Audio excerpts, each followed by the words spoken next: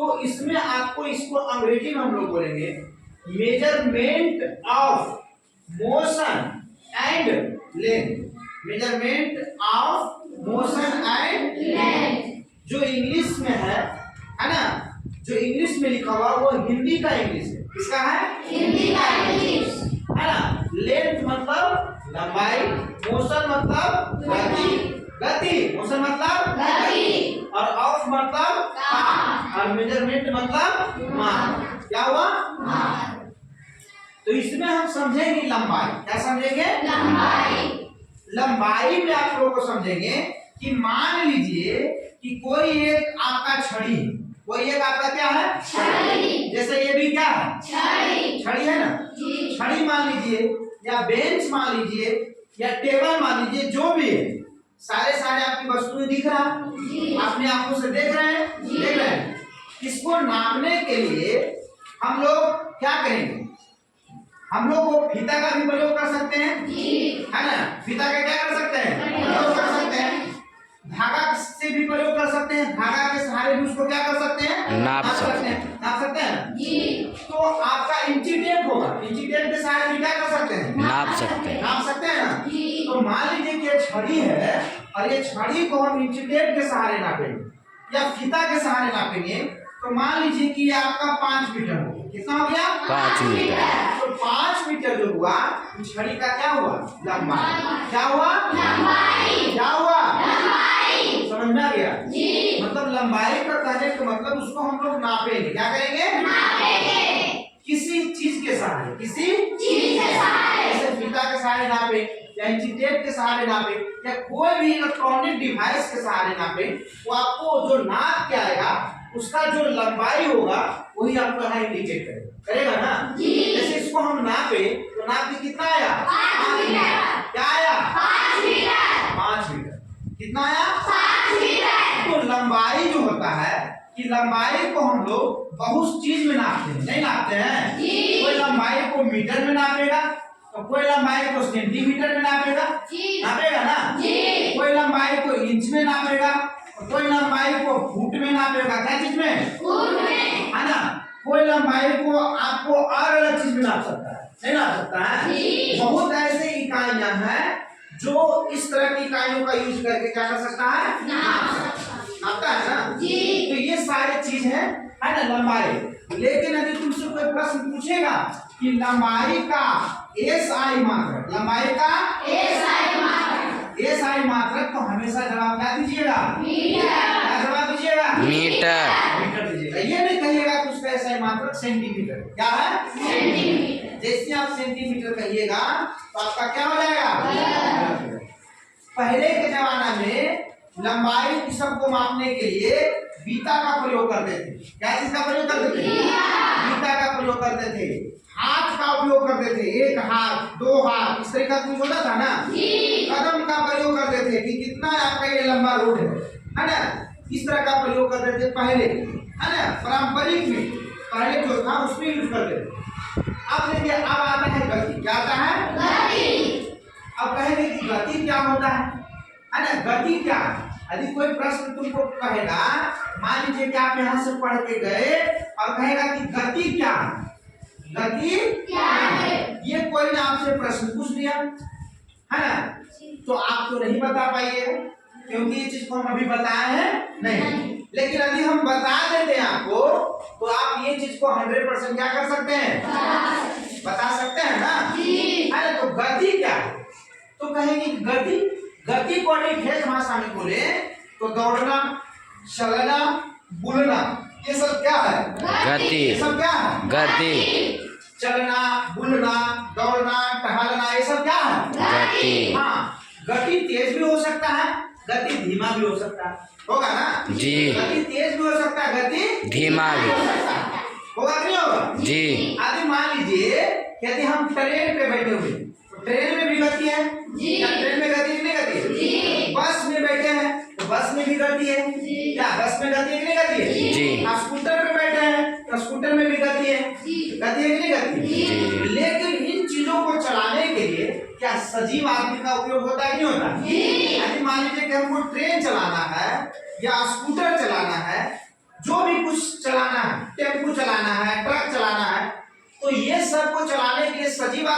जरूरत है कि नहीं जरूरत है? वो नहीं रहेगा तो क्या वो चलेगा? नहीं चलेगा। तो ठेठ भाषा में समझो कि चलना, बुलना, टहलना क्या कहलाता है? गति। गति कहलाता है। लेकिन एक बात को गौर करो कि गति तो वो कहलाया, लेकिन उसको यदि रियल भाषा में हम यदि उसको परिभाषित करें तो रियल उसका परिभाषा होगा कि समय के साथ स्थान को बदलना क्या कहलाता है? गति। गति कहलाता है। जैसे सोच लो कि अभी हम यहाँ खड़ा हैं और तुरंत वहां जाएंगे तो क्या हमको जाने में समय लगेगा कि नहीं लगेगा? जी। लगेगा ना?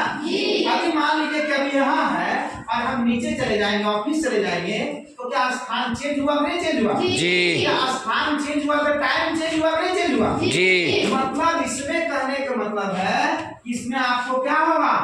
स्थान बदलेगा। क्या होगा? स्थान बदलेगा, है ना? और क्या होगा? समय बदलेगा। क्या बदलेगा? समय बदलेगा। मतलब इसमें दो चीजों को होना बिल्कुल क्या है? जरूरी। मतलब स्थान भी चेंज होगा और आपका समय भी चेंज होगा। तो उसी चीज को हम लोग क्या कहेंगे? गति। क्या कहेंगे? अब गति में भी बहुत प्रकार का गति है। गति में भी बहुत प्रकार का गति है। जैसे आपको वक्र गति, है ना? वक्र गति जिसको हम लोग बोल सकते हैं वृत्ताकार गति, है ना? क्या बोल सकते हैं? वृत्ताकार गति बोल सकते हैं। सरेख गति, है ना? है ना? सरल रेखा की गति, ये सब गति का प्रकार बता रहे हैं। दोलन गति, है ना? दोलन गति, आवर्त गति, क्या होगा? आवर्त गति। ये सब सारे गति का प्रकार है ना? जैसे मान लीजिए कि वृत्ताकार गति, है ना? वृत्ताकार गति तो जो वस्तुएं, है ना, गोल वाला चीज में चलता है। जैसे मान लो कि मौत कुआं देखो, मौत कुआं देखो, बताइए कि मौत कुआं जो होता है वो गोल होता है? गोल होता है ना? और यहाँ पे मान लीजिए कि कोई बाइक है, कोई क्या है? ये बाइक है और ये बाइक चलना यहाँ से चालू करता था, फिर चलते चलते चलते चलते इसी पे चलता है, नहीं चलता?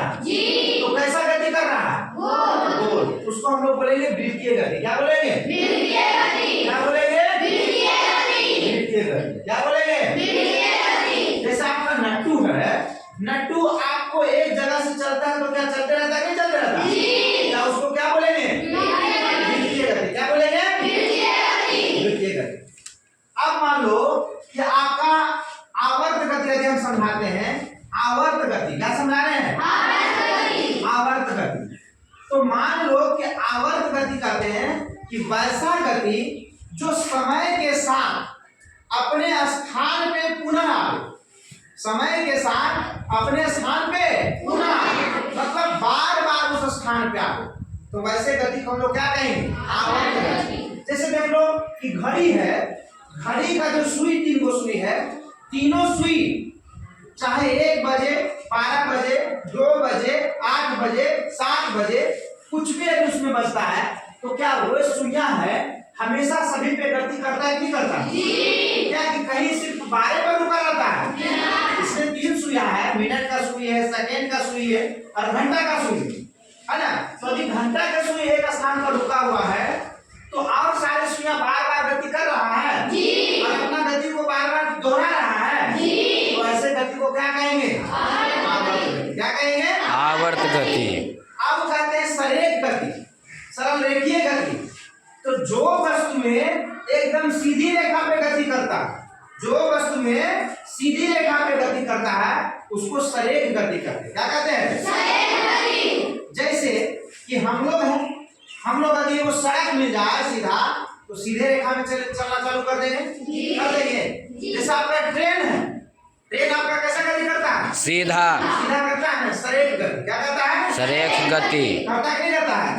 जिसको हम लोग सरल गति कहेंगे। क्या कहेंगे? सरल गति। सरल गति कहेंगे। तो क्या गति समझ में आया?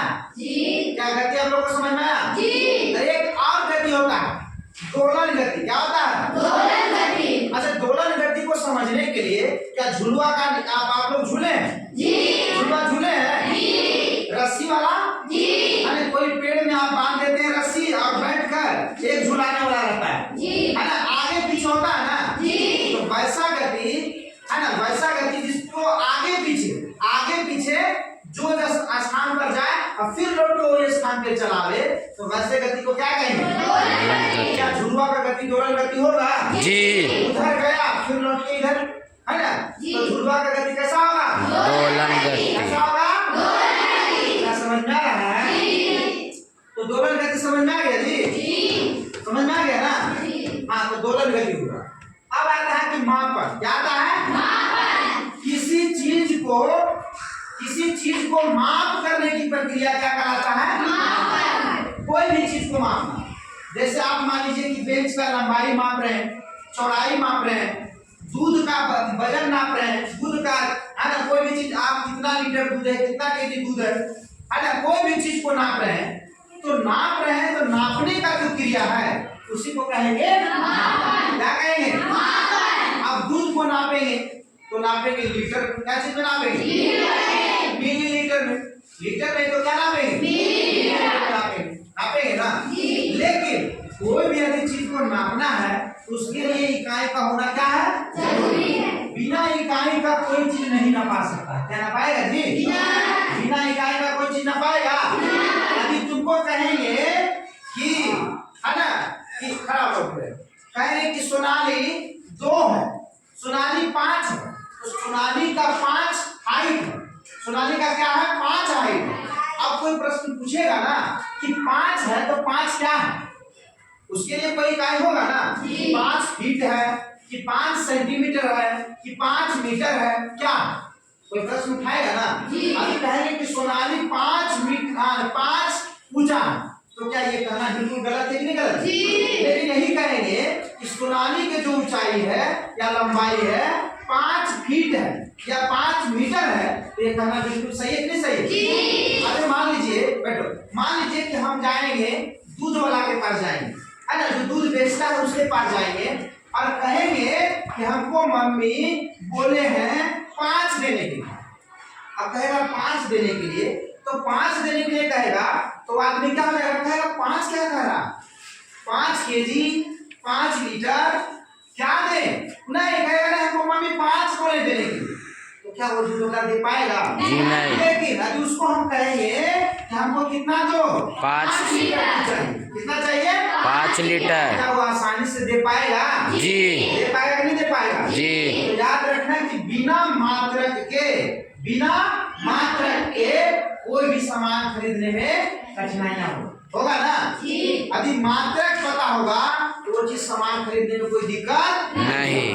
मान लीजिए कि दुकान जाते हैं, अब दुकान जाते हैं और कहेंगे कि हमको मान लीजिए कि कुछ लेना है, मान लीजिए कि हमको लेना है, कोई बढ़िया चीज लेना है खरीदने वाला। आदि हम कहेंगे कि हमको मान लीजिए कि गए बाजार, है ना, बाजार गए, कोई चीज आपको खरीदना है ना, मान लीजिए कि आपको दूधे खरीदना है या और बढ़िया चीज है, बहुत तरह का चीज उसमें मिलता है, बाजार में मिलता है ना, तो सीधे कहेंगे कि हमको दीजिए, दूधे देना है, दूधे खरीदना है, तो हम बोलेंगे कि हमको दीजिए 2 दीजिए, है ना, 1 दीजिए। क्या वो समझ पाएगा? जी नहीं समझ पाएगा। लेकिन उसको हम कहेंगे कि हमको 2 लीटर दूध दीजिए, 1 लीटर दूध दीजिए, तो क्या वो आसानी से समझ पाएंगे कि नहीं समझ पाएंगे? जी। तो ये चीज को आपको ध्यान रखना कि कोई भी चीज को मापने के लिए मात्रक की जरूरत होता है। किसका जरूरत होता है? मात्रक यदि याद रहेगा तो आसानी से आप बता पाएंगे। मान लीजिए कि हम ही गाड़ी चलाते हैं, हमसे कोई पूछ देगा कि आप कितना गाड़ी चलाते हैं, कितना गाड़ी चलाते हैं, तो उसका हम जवाब देंगे कि 5 चलाते हैं, हमारे घर से यहाँ आने में 5 लगता है। अब कहेगा 5 क्या लगता है? प्रश्न उठेगा ना, 5 क्या लगता है? तो कहेंगे आपको 5 लगता है। कहेगा कौन पोपला मास्टर है तुम्हें कि तुमको 5 लगता है? कैसे तुमको मास्टर बना दिया?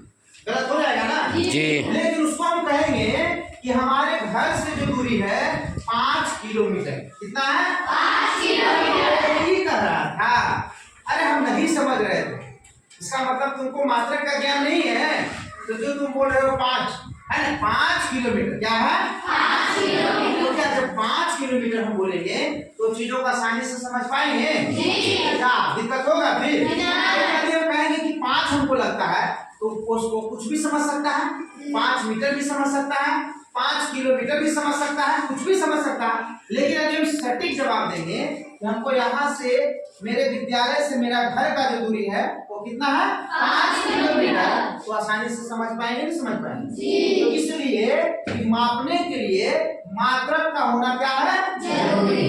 मात्रक का होना क्या है जरूरी। मात्रक होगा तो आप आसानी से कोई चीजों को नाप सकते हैं, है ना, तोल सकते हैं ना। यदि नहीं होगा तो बड़ा कठिनाई होगा। तुम भी सोचो, यदि तुम गेहूं किसी को देते हो और तुमको यदि मान लीजिए कि आप गेहूं दिए 3 केजी गेहूं दिए और मापने वाला मात्रक नहीं होता तो आज कितना दिक्कत होता ना, दिक्कत होता कि नहीं होता। इसलिए इस सारे चीज को मापने के लिए मात्रक का होना बिल्कुल जरूरी है। क्या इन सारे चीज को समझने में कोई कठिनाइयां नहीं, कोई कठिनाइयां। ये सारी चीज समझ में आ गया कि लंबाई क्या होता है, गति क्या होता है और मापन क्या होता है। समझ में आ गया जी, समझ में आ गया सारी चीज।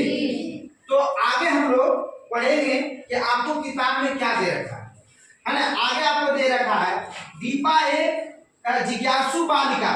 जिज्ञासु समझता है कि जो उस बालक के पास कोई चीज सीखने की, है ना, लालसा हो, कोई चीज को सीखने की लालसा हो या कोई चीज करने की लालसा हो, है ना, वैसे बालक को हम लोग जिज्ञासु बोलेंगे। क्या बोलेंगे जिज्ञासु बोलेंगे। मतलब वो 11 वर्ष की है और हरियाणा प्रांत के एक नगर में रहती है तथा विद्यालय का नया सत्र आरंभ हो चुका है तथा दीपा को विद्यालय के कई नई वर्दी चाहिए। वर्दी मतलब पोशाक चाहिए, ड्रेस चाहिए, है ना, तथा क्योंकि उसका कद बढ़ गया है और उसकी माँ उससे एक कपड़े की दुकान पर ले जाती है ना, और वह तो मीटर कपड़े का टुकड़ा मांगती है। यदि मान लीजिए यदि वो बाजार गई और बाजार में ही बात होता कि हमको 2 चाहिए, कपड़ा में 2 चाहिए, तो आदमी 2 को कपड़ा निकाल के दे देता। लेकिन यही कहा कि हमको 2 मीटर कपड़ा चाहिए, तो क्या वर्दी जो बेच रहा है पोशाक उसका भी आसानी हो गया ना जी। अब कहेगा 2 चाहिए तो 2 लेके चलाएगा, कहेगा आपको 2 चाहिए 2 लेके चलाएगा, और उसको चाहिए 2 मीटर, लेकिन क्या बोल रहा 2 क्या, तो ऐसे में इसका भी दिक्कत होगा और उसका भी क्या होगा दिक्कत। तो यही बात है ना। कहता हुआ 2 मीटर कपड़े का टुकड़ा मांगती है। दुकानदार एक धातु की मापक छड़ से उस कपड़े को मापता है, जिसको रड बोले ना, एक बड़ा सा रड जैसा रहता है और उसके सहारे आपको कपड़ा को क्या करेगा नाप के देगा। 2 मीटर जहां तक होगा उसको कैंची से काटेगा और आपको 2 मीटर कपड़ा दे देता है ना। कहता है कि उसके बाद दर्जी लचीले मापन फीते से दीपा की वर्दी का माप लेता। उसकी माँ दर्जी से कहती कि वर्दी की लंबाई 4 अंगुल, है ना, 4 अंगुली की चौड़ाई के बराबर अधिक रखें। क्या फीता और छड़ उस पैमाने के समान है जो मेरी बड़ी बहन के ज्यामिति बॉक्स में है। 4 अंगुल से माँ का तात्पर्य क्या है? 4 अंगुल मतलब 4 अंगुली, इस तरीका से देख लो, है ना, इस तरीका से नहीं कहता कि 4 अंगुली से लीजिए, है ना, इस तरीका से, मतलब आपको मापने का कला। पहले लोग इसी तरीका से मापा करते थे। आगे देखिए आता है, कहता दीपा अपने अनुभव विद्यालय के मित्रों, है ना, अनीस, हरदीप, पद्मा और तस्नीम के साथ साझा करती है और इससे उसके बीच चर्चा आरंभ हो जाती है। मतलब ये बात उसका आरंभ हो जाता है, शुरू हो जाता है। अब देखिए क्या कहता है, कहता हम कैसे मापते हैं। कहता हरदीप कहता है मैंने अपनी वर्दी माप को अपने हाथ की लंबाई से कपड़ा मांगते हुए देखा।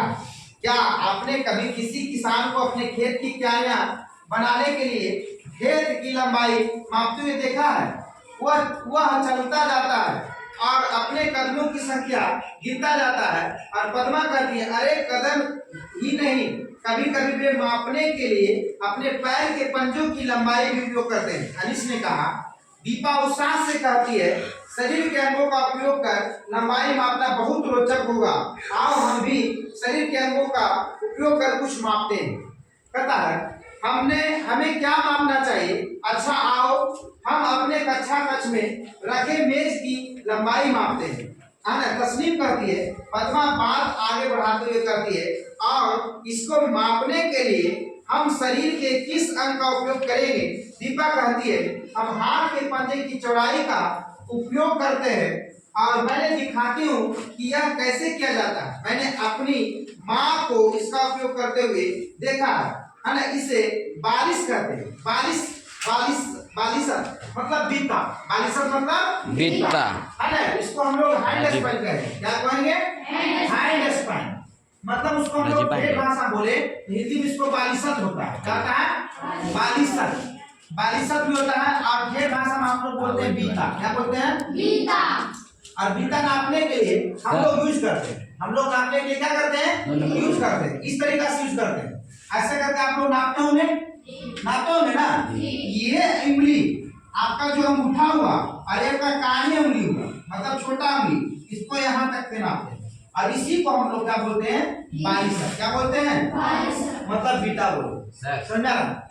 ठीक है, तो इसको हम लोग क्या बोलते हैं? बालिशत बोलते हैं। तो पहले क्या करता था? हरदीप ने कहा अच्छा आओ हम अपने माँ को अंकित भी करते हैं। देखिए कहता है विद्यार्थी का नाम है ना, कहता बालिशतों की संख्या, कहता अनीस 13 से थोड़ा अधिक, पद्मा 13, तस्नीम 13 से छोटा कम, दीपा 13 और 14 के बीच में, अधिक 14। तो बात सही है कि हर एक व्यक्ति का अंगुली अलग अलग साइज का होगा। उसमें हर एक है तो क्या हर एक व्यक्ति का अंगुली एक ही साइज का होगा? किसी का बड़ा भी हो सकता है, किसी का छोटा हो सकता है। इसी वजह से हर एक व्यक्ति उसमें था, हर एक विद्यार्थी था। तो किसी का अंगुली 13 गया, किसी का 14 गया, किसी का 13-14 के बीच में हुआ, किसी का 14 से बड़ा भी हो गया ना। तो हर एक व्यक्ति था, हर एक विद्यार्थी था, हर एक का अलग अलग। पद्मा कहती है अरे मेज की लंबाई के माप में हम सभी को बालिशतों की संख्या तो भिन्न भिन्न प्राप्त हुई, तब हम बालिशतों में मेज की लंबाई के बारे में क्या कह सकते हैं, परंतु ये संख्या भिन्न भिन्न क्यों होनी चाहिए? हार्दिक विचार पूर्वक पूछता है। तस्नीम कहती है कि मुझे लगता है कि इस कारण हमारे बालिशतों की माप अलग अलग होना है। अतः अनीस ने सुझाया आओ इसकी जांच करते हैं। अब उन पांचों ने अपने अपने बालिशत एक दूसरे के साथ रखे और इस निष्कर्ष पर पहुंचे कि उनके बालिशतों की संख्या की लंबाई भिन्न भिन्न। बिल्कुल बात है कि भिन्न भिन्न होगा, बिल्कुल होगा, क्योंकि इस हरेक का जो लंबाई है वो क्या है? अलग अलग। हरेक का जो अंगुली का लंबाई है वो क्या है? अलग अलग है। तो क्या उसकी संख्या अलग अलग होगा कि नहीं होगा? सबका अलग अलग होगा। तो यहाँ पे आपका कह रहा है कि दीपा विचार पूर्वक कहती है कि संभवतः यह कारण है कि लोग किसी वस्तु की लंबाई मापने के लिए पैमाने या मापन फीते का उपयोग करते हैं। जब दीपा उसके साथ ही अपने बालिशतों की संख्या से मेज की लंबाई की तुलना करते हैं, तब मेज की लंबाई को बालिशतों की संख्या रूप में व्यक्त करते हैं। वह मापन के लिए उपयोग में लाया जाने वाला बालिशत एक मात्रक यूनिट का उदाहरण होता है। अतः लंबाई दो भागों में व्यक्त किया जाता है, संख्या और मात्रक। लंबाई को दो भाग में व्यक्त किया जाता है, संख्या और मात्रक। जैसे तुम ही सोचो ना कि जैसे हम तुमको लिख दें कि कोई भी चीज लिख देते हैं 6 मीटर, तो 6 मीटर को 6 क्या है? संख्या है। 6 क्या है? लेकिन ये मीटर क्या है? मात्रा। क्या है? कोई भी चीज को यदि नापते हैं तो उसमें दो चीज होना बिल्कुल जरूरी है, संख्या होना और मात्रा। संख्या होना और मात्रा होना बिल्कुल जरूरी है ना। कहता है कि उदाहरण के लिए यदि मेज की लंबाई 13 बालिशत के समान है तो 13 संख्या है और बालिशत मापन के लिए चुना गया मात्रक।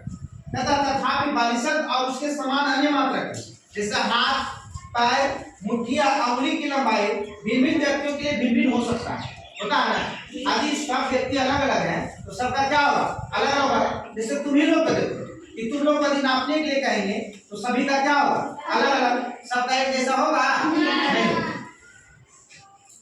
अतः एक ऐसे मात्रक की आवश्यकता है जिससे अलग अलग लोगों द्वारा लिया गया एक ही लंबाई का माप एक समान हो। अब बताओ कठिनाई हो रहा है ना। यदि सबका एक समान होगा तो बेस्ट होगा। जैसे देख लो कि मीटर है तो दुनिया का कहीं भी जगह है तो सबके लिए क्या होगा? समान होगा ना, है ना। अलग तो नहीं होगा, चाहे कोई व्यक्ति बड़ा हो या छोटा हो, सबके लिए क्या होगा? समान होगा। प्राचीन काल में ही भारत में मापन प्रणाली का एक समृद्ध इतिहास रहा है। प्राचीन भारतीय साहित्य में कुछ मात्रक का वर्णन है, जैसे अंगुली की चौड़ाई। अंगुल मतलब होता है अंगुली की चौड़ाई, नहीं कहता 5 अंगुल 3 अंगुल, है ना। तो अंगुल मतलब होता है अंगुली की चौड़ाई, है ना। ये सब आप याद रखना। अंगुल मतलब अंगुल की चौड़ाई, अंगुली की चौड़ाई ये होता है। ये सब ध्यान आपको रखना। कहता है बहु अंगुल, है ना, धनुष योजन यानी उनका उपयोग कलाकृतियों, वास्तुकला, नगर नियोजन में होता है। बढ़ई और दर्जी जैसे पारंपरिक शिल्पकार आज भी अंगुल का उपयोग करते हैं। सिंधु, सरस्वती, हड़प्पा सभ्यता के उत्खनन स्थल से प्राप्त अनेक वस्तुओं में रेखांकित चिन्ह पाए गए हैं जो पैमाने हो सकते हैं। मानक मात्रक संसार के विभिन्न भागों में समय के साथ विभिन्न मात्रक प्रणाली का विकसित हुआ। तथापि जब लोगों ने एक स्थान से दूसरे स्थान की यात्रा करना आरंभ किया तब इससे बहुत भ्रम उत्पन्न हुआ। इसका परिणाम यह हुआ कि संसार के विभिन्न देश एक साथ आए तथा मापन के मानक मात्रकों के विषय में एकदम होने लगे और उन्हें अपनाने लगे। आजकल उपयोग में लाई जाने वाली मात्रक प्रणाली जो अंतर्राष्ट्रीय मात्रक प्रणाली अथवा एसआई यूनिट कहा जाता है। देखिए आजकल जो पूरे देश में जो मात्रक चल रहा है वैसे मात्रक को एसआई क्या कहते हैं? यूनिट। एसआई यूनिट, है ना, पूरे देश में। कहता लंबाई का एसआई मात्रक मीटर है। लंबाई का एसआई मात्रक क्या है? मीटर। हमारे किताब में भी कहता इसका प्रतीक छोटा है, इसका प्रतीक छोटा है। अच्छा 1 मीटर पैमाने दर्शाता है। 1 मीटर को 100 बराबर भागों में विभाजित किया जाता है तो प्रत्येक भाग को सेंटीमीटर कहते हैं। क्या कहते हैं? सेंटीमीटर। मैंने पहले भी पढ़ाया है कि 1 मीटर बराबर 100 सेंटीमीटर। 1 मीटर बराबर 100 सेंटीमीटर। पढ़ाया कि नहीं पढ़ाया जी? है ना। तो ये सब आपको ध्यान में रखना कि 1 मीटर बराबर 100 सेंटीमीटर। है ना। कोई तुमसे पूछता है कि 1 मीटर बराबर कितना सेंटीमीटर? 100 सेंटीमीटर। अभी तुमको कोई उल्टा करके पूछता है कि 1 सेंटीमीटर बराबर कितना मीटर, तो बोलेंगे 1/100। 1/100 मीटर। 1/100 मीटर। 1/, क्या बोलेंगे? 100 मीटर। 100 मीटर। इसको ऐसे भी हम लोग बोल सकते हैं 10⁻⁻²। 10⁻²। ऐसे भी हम लोग बोल सकते हैं। तो दिक्कत यानी कोई तुमसे पूछता है कि 1 सेंटीमीटर बराबर कितना मीटर, तब ये आपको जवाब देना। कहता है कि संभवतः आप मीटर पैमाने के एक छोटे से भाग से परिचित हैं जो आमतौर पर 15 सेंटीमीटर लंबा होता है। उसे चित्र में दिखाया गया 15 सेंटीमीटर पैमाने को ध्यान से देखिए। इसमें सेंटीमीटर 0 से 15 तक अंकन है। जो बड़े चिन्हों के बीच की लंबाई 1 सेंटीमीटर है। अंकन 2 बड़े चिन्हों के बीच का भाग की लंबाई 1 सेंटीमीटर है। 1 से 2 के बीच का अथवा 5 से 6 के बीच ध्यान दीजिए 1 सेंटीमीटर लंबाई के भाग को फिर 10 बराबर भागों में विभाजित कीजिए। इन छोटे छोटे भागों के प्रत्येक लंबाई को, है ना, मिलीमीटर कहते हैं। क्या कहते हैं? मिलीमीटर। लंबाई का वह सबसे छोटा मान है जिसका आप अपने पैमाने का उपयोग कर पाते हैं। 1 मिलीमीटर या 1 mm 1 सेंटीमीटर के 10वें भाग के बराबर होता है। 1 सेंटीमीटर के 10वें भाग का क्या होता है? बराबर। यदि कोई तुमसे पूछे कि 1 मिलीमीटर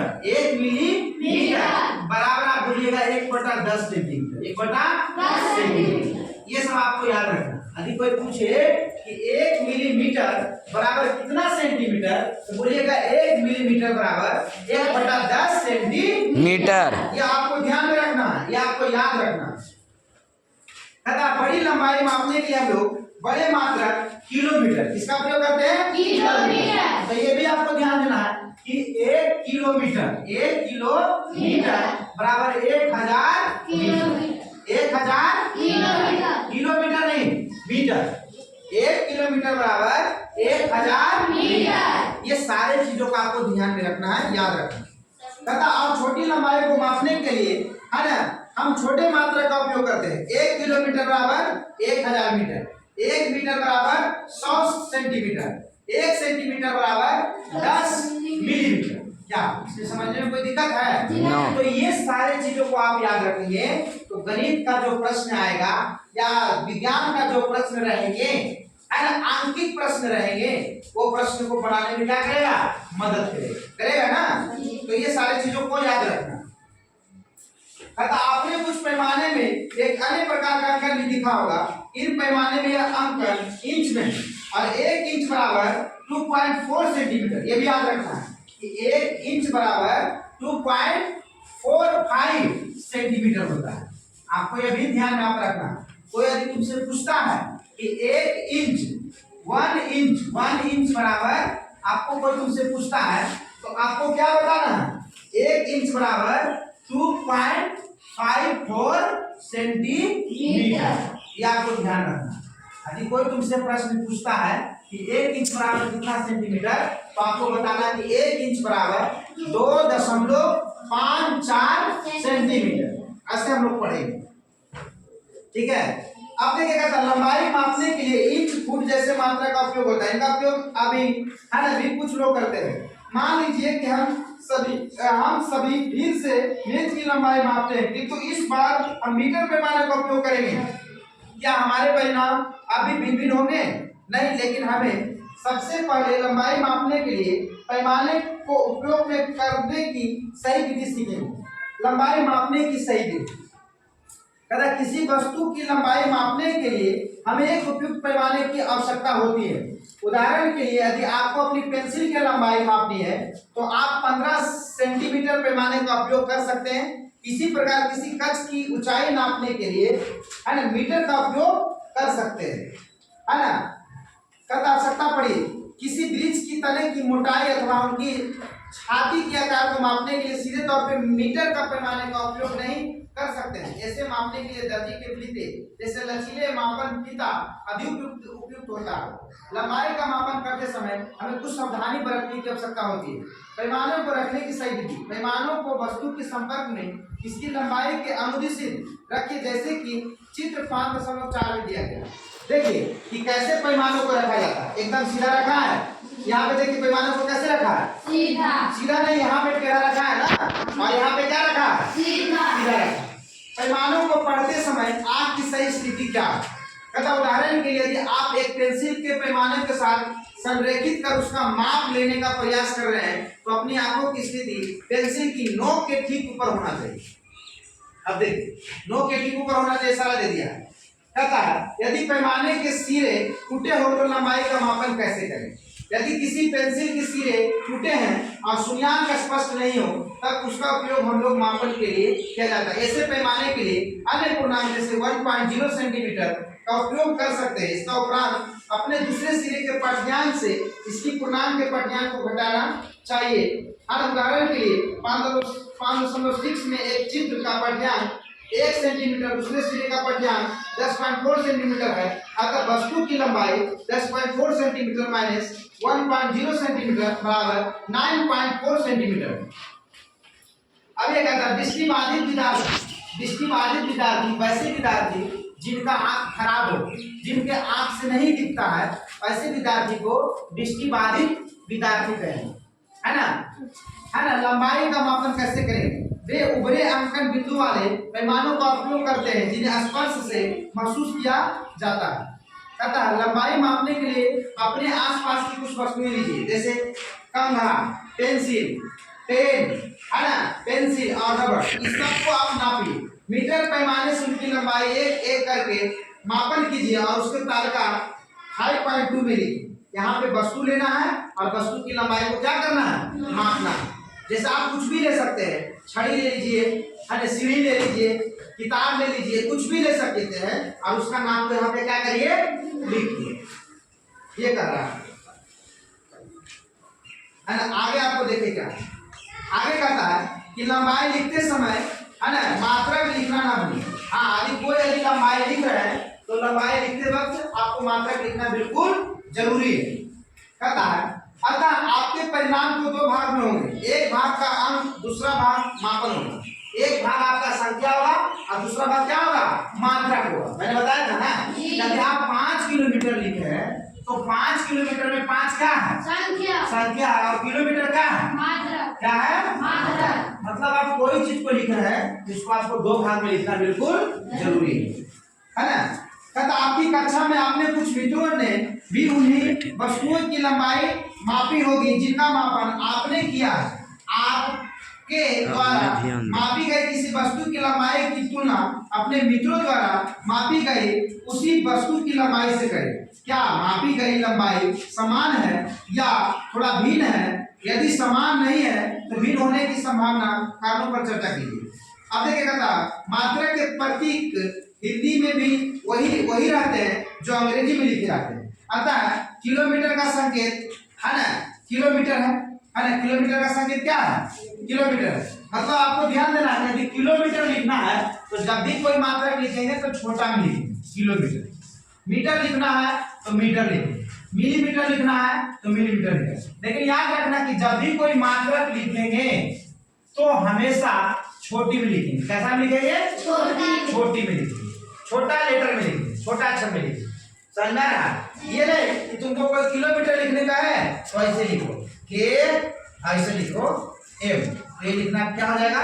गलत। समझ में आ रहा है? जब भी लिखना है तो क्या लिखना है? छोटा अक्षर में लिखना। कहता ध्यान दे कि इन संकेतों का पहला अक्षर अंग्रेजी वर्णमाला का छोटा अक्षर ये जब तक किए गए वाक्य के आरंभ में न आए मात्रों और संकेतों को बहुवचन नहीं होते, इसलिए इसके अंत में एस नहीं लगाते। मात्रक के संकेत में अंत में बिंदु का चिन्ह भी नहीं लगाया जाता है ना। लंबाई के मापा लिखते समय संख्या मात्रक के बीच का स्थान छोड़ देना चाहिए। मान लीजिए कि कोई लिख दिया किलोमीटर और किलोमीटर के बाद यहाँ बिंदु दे दिया, ये भी लिखना क्या हो जाएगा? गलत हो जाएगा। मान लीजिए कि यहाँ पे के लिखा है, यहाँ बिंदु लिखा है, यहाँ एम लिखा है, यहाँ बिंदु लिखा है, ये भी क्या हो जाएगा? गलत। मतलब इन चीजों को ध्यान रखना। और मान लीजिए इसका कोई बहुवचन बना दिया है ना, यहाँ पे लिख दीजिएगा एम एम और डॉट यहाँ पे लिख दीजिएगा, ये भी क्या हो गया? गलत। मतलब मात्रक का बहुवचन नहीं होता, मात्रक का बहुवचन नहीं होता। किसी वक्र रेखा की लंबाई अनीस और उसके माता पिता ने घर में उत्सव के अवसर पर सजावट के लिए विद्युत बल्बों की लड़ी लगाई, जैसे चित्र 5.7 में दिखाया गया। उन्होंने लड़ी की आवश्यकता है लंबाई का मापन कैसे किया होगा?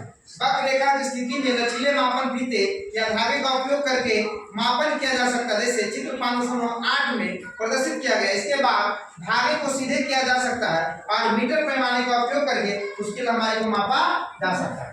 आज देख लो कि जो छठ पूजा या दीपावली के समय में जो लड़ी लगता है, देखता है ना, वो आपको वक्र के जैसा स्टाइल में लगता है, तरह तरह के डिजाइन लगता है कि नहीं लगता है? तो उसको आज वो डिजाइन लगल है और उसको नापने के लिए कहेगा तो पहले क्या करेंगे? उसको पहले खोलेंगे और खोल कर उसको क्या करेंगे? सीधा करेंगे ना। अब सीधा करके मीटर के सहारे क्या कर सकते हैं? नाप सकते हैं। तो क्या वो नापा जाएगा ना? तो यही कह रहा है। आगे देखिए कहता है कि स्थिति का निर्धारण। एक दिन शिक्षिका ने अपने विद्यार्थियों को सूचित किया कि उन्होंने 2 दिन पश्चात पास एक उद्यान में शैक्षिक भ्रमण की योजना बनाई है ना। शिक्षिका विद्यार्थी से प्रातःकाल सीधे वहां पहुंचने के लिए कहती है। दीपा और उसके मित्र चर्चा करने लगे कि उद्यान उनके विद्यालय की तुलना में पास होगा या दूर होगा।